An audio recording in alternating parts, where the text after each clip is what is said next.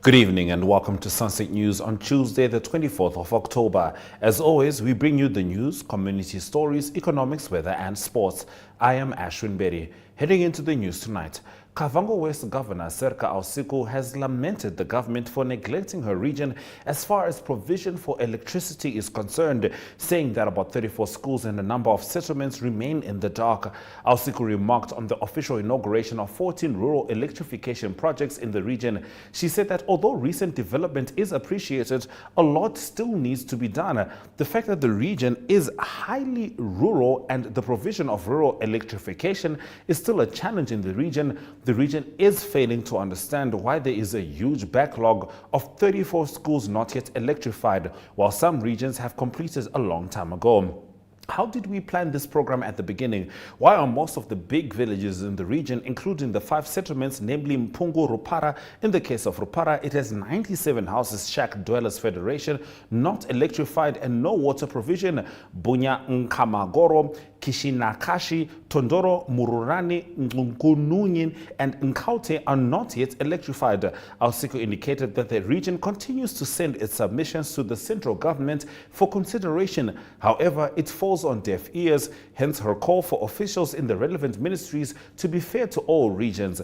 Now, biasness. Ausiku feels there are biases in terms of the allocation of resources in the regions. These offices, ministries, and agencies continue to disregard official statistics when allocating resources to regions and do whatever they want, Ausiku said. Walvish Bay-based Gabriel Kapweya Shihama, aged 50, committed suicide by allegedly shooting himself with the .38 revolver on Monday in the harbour town. The head of community policing in the Erongo region, Inspector Ileni Shapumba, confirmed the incident, which happened around 6:30 a.m. at a house in Guinea-Fowl Street in Walvish Bay's Quisepmund. According to Shapumba, it was alleged that Shihama's neighbors heard a gunshot which came from Shihama's shack. They entered and observed the deceased lying on the floor with blood flowing from the upper body. They called the police, and upon arrival, it was discovered that the deceased shot himself with a .38 revolver on the left upper side, the heart.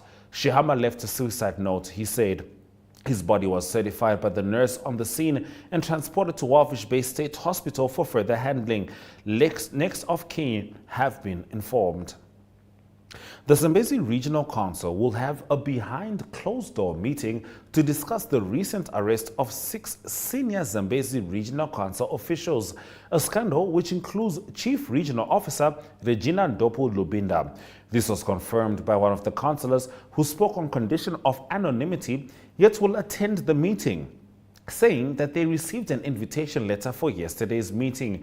This will be the first sitting of the council after the arrest of the 6 officials early this month, namely Ndopu Lubinda, Head of Planning and Rural Development, Bevan Walubita, Deputy Director of Planning, Clesius Mobita, Chief Planner, and Daniel Mbala, Deputy Director for Administration, as well as Abraham Shikoyeni and Nibrod Lishela, the Chief Accountant for the Regional Council.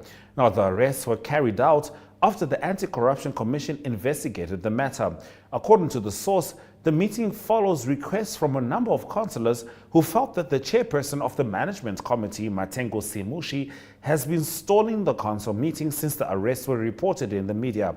Simushi has been mum on the matter as he refused to entertain text messages and phone calls from the reporter since the arrests themselves were reported. Now, in our Story of the Day segment, chances of good rains look slim. Stay with us.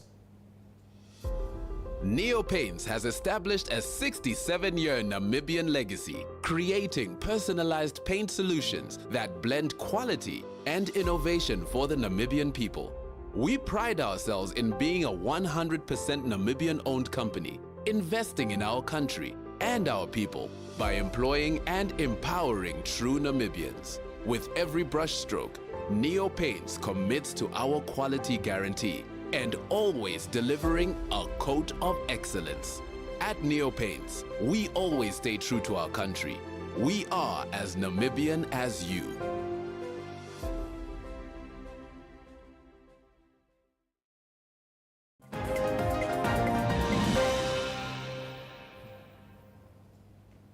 Now, some rain is possible in the first week of November over the northern parts of Namibia and towards the middle of the southern parts of the country. Agricultural meteorologist Johan van der Berg said in his climate report for the grain areas of Namibia issued yesterday, however, that in general conditions for significant rain are not favorable. He said that further light rain is also possible in the last week of November. According to him, the El Nino development is in progress and will be present for the rest of the season until about April next year. Maximum temperatures will remain high to very high. Van den Berg explains that in Namibia, El Nino is in more than 70% of years correlated with below average rainfall. He said that there is a reason for concern in the summer's below average rainfall. Some advice for summer grain farmers is to ensure that soil water management is taken well care of. Weed control, type of cultivation and planting date will be crucial in the season. Van den Berg adds that they should also try to convert production areas with poor soil water holding capacities to crops suitable for grazing. For the maize triangle situated between Tsumeb, Otavi and Grootfontein, he said that between 15 millimeters and 20 millimeters of rain is possible from 1 to 15 November, with maximum temperatures between 29 to 38 degrees Celsius. For the Hochveld area, Van den Berg said that 5 millimeters to 10 millimeters of rain is possible from 2 to 4 November, while maximum temperatures will be between 30 to 38 degrees Celsius. Meanwhile, for the Hardap area, he said that it is possible that less than 10 millimeters of rain may fall from 9 to 11 November, and maximum temperatures will be between 31 and 41 degrees Celsius. Stay with us. In community news, we talk ICT basic computer training in rural areas.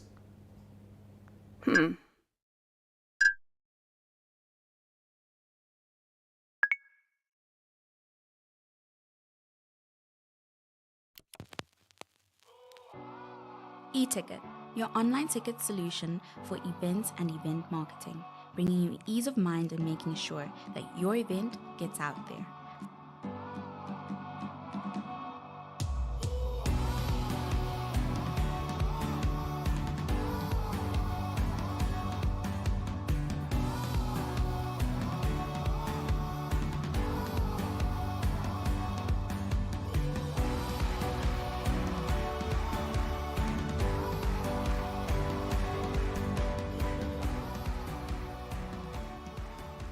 For more information, contact events@nhh.com.na.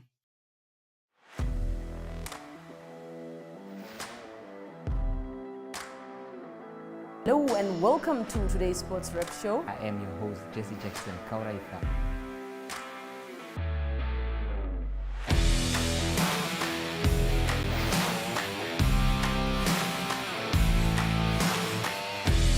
In replay, Namibia, who had won the toss for the first time on this tour. Good day everyone, time for international sports news, starting off with tennis news, both on the WTA for women's and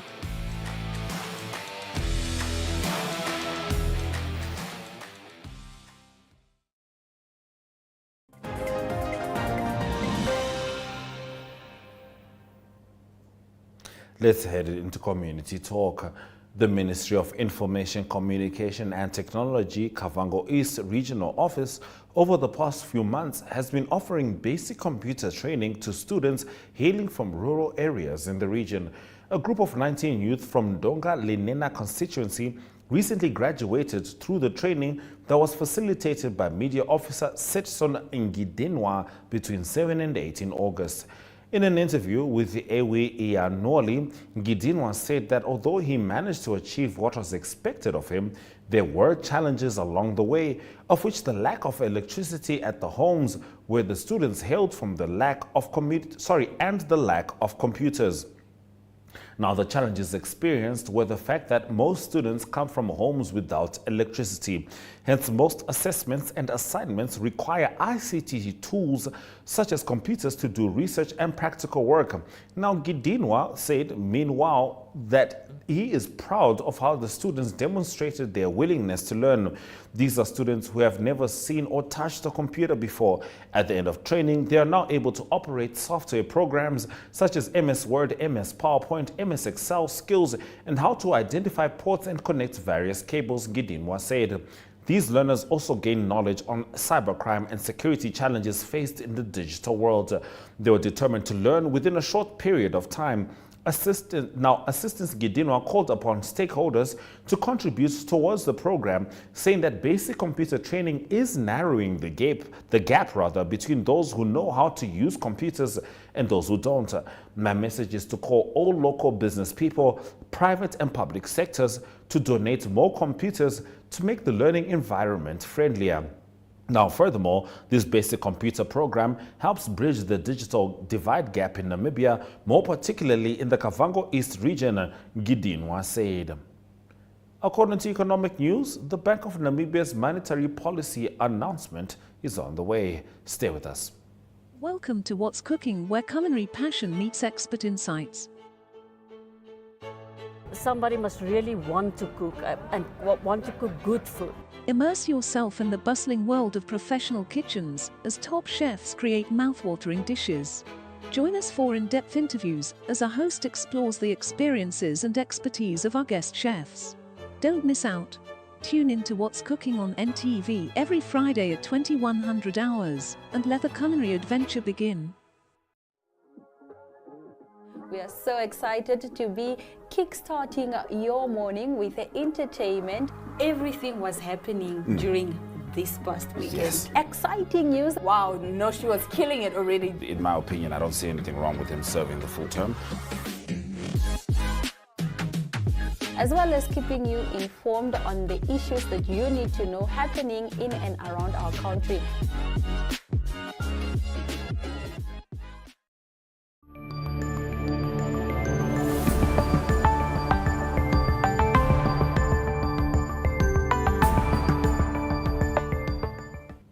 The fifth monetary policy announcement for the year by the Bank of Namibia will take place tomorrow at 11 a.m. The rate at which local commercial banks borrow from the central bank currently stands at 7.75%, while the prime lending rate is 3.75%, more than 11.50%. Stay with us as we head into the economic indicators.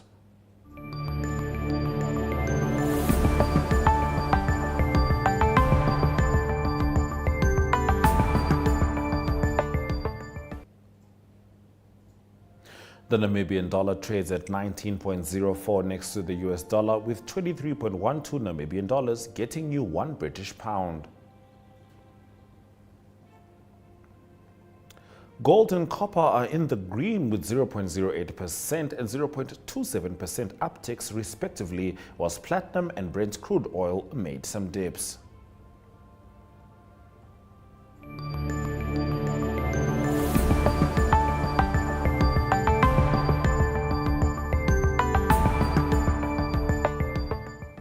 In international news, not surprisingly, France stays with Israel. Stay with us.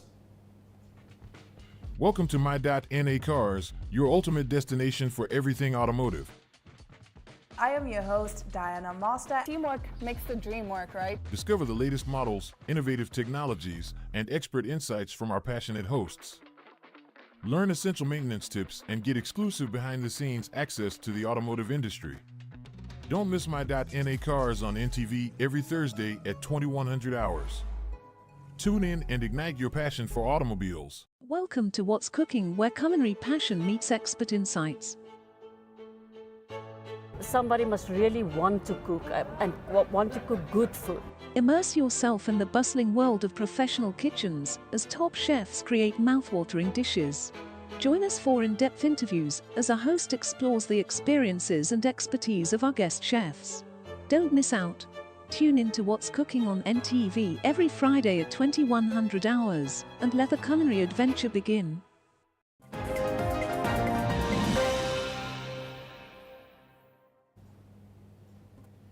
Now, French President Emmanuel Macron vowed to stay with Israel in its fight against Islamist militants, but warned against the risks of a regional conflict as he arrived in Israel earlier today. After meeting with families of French victims at Tel Aviv airport, Macron told President Isaac Herzog in Jerusalem that France stood shoulder to shoulder with Israel and that the first objective would be to free hostages in Gaza.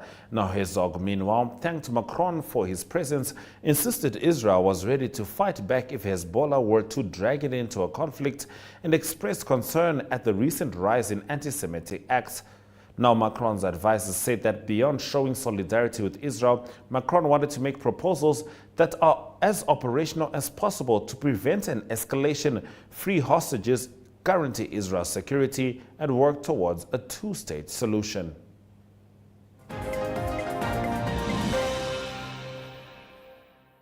I want to make clear, we are not looking for a confrontation in our northern border or with anyone else. We are focused on destroying Hamas infrastructure and bringing our citizens back home. But if Hezbollah will drag us into war, it should be clear that Lebanon will pay the price. Lebanon cannot be a sovereign member of the international community, its citizens carrying a Lebanese passport, when it comes to attacking Israel, they're not responsible. Between an Israeli citizen or anyone who holds another. Like you, we're extremely worried and disturbed as to the immense rise of anti-Semitism around the world, also in your country. We care for our brothers and sisters of Jewish communities all over the world for their well-being and safety, and I think the international community must take strong actions to protect the Jewish citizens all over the world. Thank you for coming to Israel and sharing your support with us. The first objective we should have today is the release of all hostages without any distinction, because this is an awful crime to play with these lives of children, adults, all people, civilians and soldiers. But I want you to be sure that you are not left alone in this war against terrorism. Because I speak here on behalf of a country which experienced these terrorist attacks unhappily. And you were there at the time. And I think this is our duty to fight against these terrorist groups without any confusion, without, I would say, enlarging this conflict. What happened will never be forgotten, for sure. Thank you. And we will be here today, tomorrow, and the day after for peace and stability, because these people were killed just because they were Jewish and they wanted to live in peace. Mm-hmm.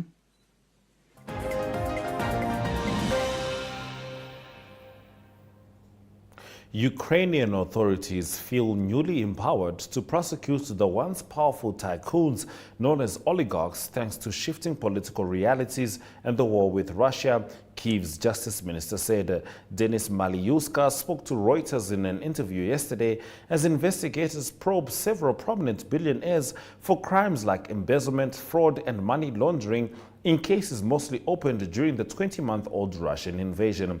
Ukraine had long struggled to shake off the influence of its shadowy tycoons who used the huge industrial wealth they amassed over the 1991 collapse of the Soviet Union to gain political influence and power.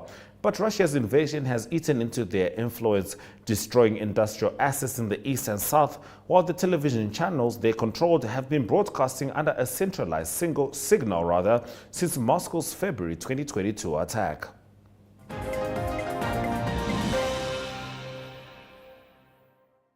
Most of the assets or most of the activities of oligarchs in the country could be seen as actually economic crimes.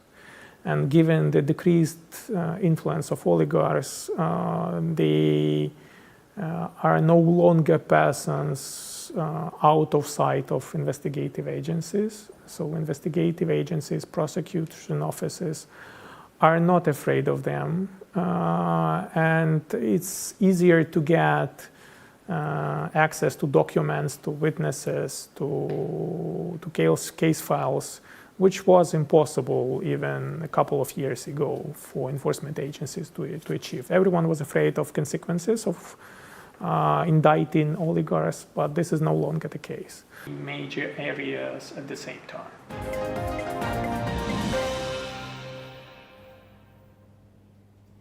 Let's get into the weather predictions.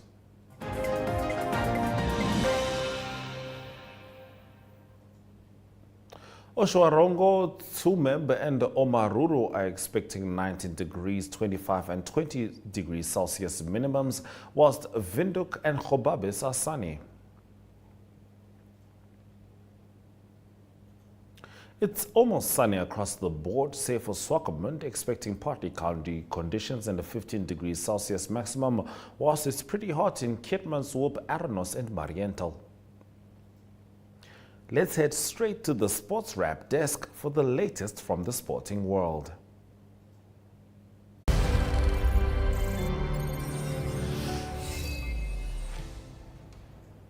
Well, good day, viewers. On today's Sunset News, brought to you by SportsWrap. Well, the Karate Federation held their annual National Karate Championships that took place at the showgrounds over the weekend. With that being said, we did catch up with the president of the federation, and this is what he had to share.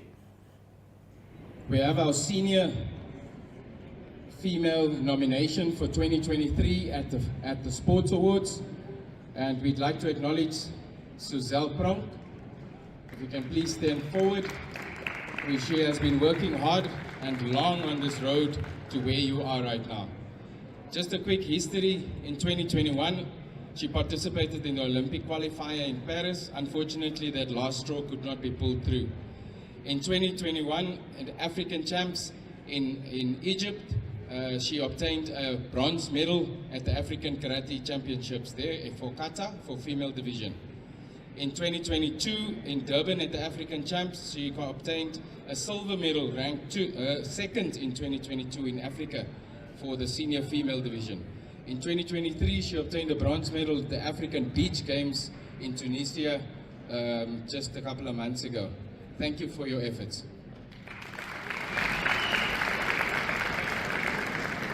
We are planning the following to come. In December 2023, the National Karate Youth Games Championships will take place, from which we are currently selecting these athletes based on their performance at the current National Championships this weekend. The age groups are from 14 years old until 20 years old. That's male and female. Representation will come from the regions. So there's a stipulated number and a quota for each region. So only that regional athletes can participate at the National Youth Games.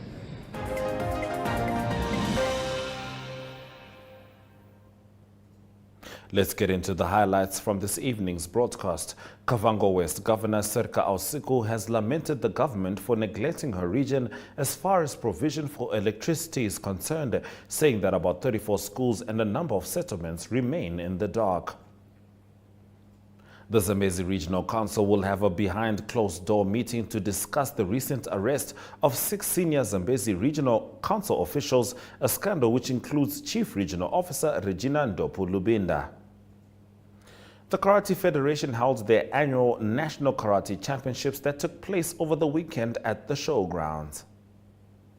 And with that, we have come to the end of the broadcast. Make sure you join Sunset News on Facebook on all the NMH platforms, as well as on our website, oneup2.com. Sunset News screens on DSTV 285 and GoTV 25 every weekday and Sunday from 7:30 p.m. to 8 p.m. This has been Sunset News. Don't end your day without us.